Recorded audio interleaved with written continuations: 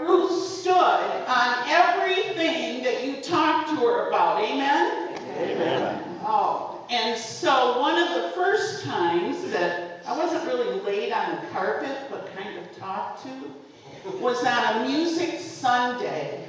And Marietta and all of us thought, well, there was enough music that day that the pastor just wouldn't preach because, people like to get out of church in an hour, And after church, Ruth told me, I come to church to hear the word preached. There wasn't a Sunday after that I didn't preach the word. And I also tried to shame other people that came to church because as Ruth was in her 90s and gradually getting older, like I said, she was in church every Sunday. Do you know how hard it was for me when a 20-year-old would tell me, I can't get out of bed in the morning to come to church?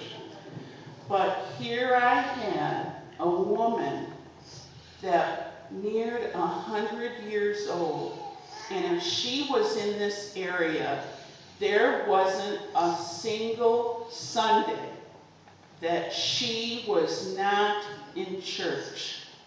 She believed in Jesus Christ, and she was here to worship Jesus Christ and to support the church that she gave her oath to. I called Ruth Mom, and every Sunday I'd go and either at the beginning of church or at the end of church, I'd give her a kiss and I'd say, good morning, Mom, I love you. But things changed. I felt Ruth was my mentor. But things changed on the day that I went to Barb and Paul's house, quite a few months ago now. Ruth loved family. She loved her church family and her friends. And cards were so important for her. And all the cards she would receive would be in a basket next to where she sat.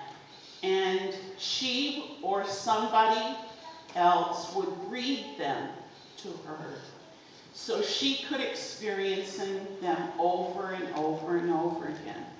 Well, that particular day I found out there was an album that had been made that sat next to her chair. And Barb said, Mom, why don't you share your album with Joyce? And so she did, an album that contained love letters. There's just something about somebody being your mentor and then one day having them share love letters from their boyfriend and share the journey that they had together before and after they became husband and wife. It really makes you look at someone differently. And I was really blessed because I think it was probably one of the last times that Ruth came in the church building. She came to my retirement party. And that was really a gift for me. Ruth was truly a gift to the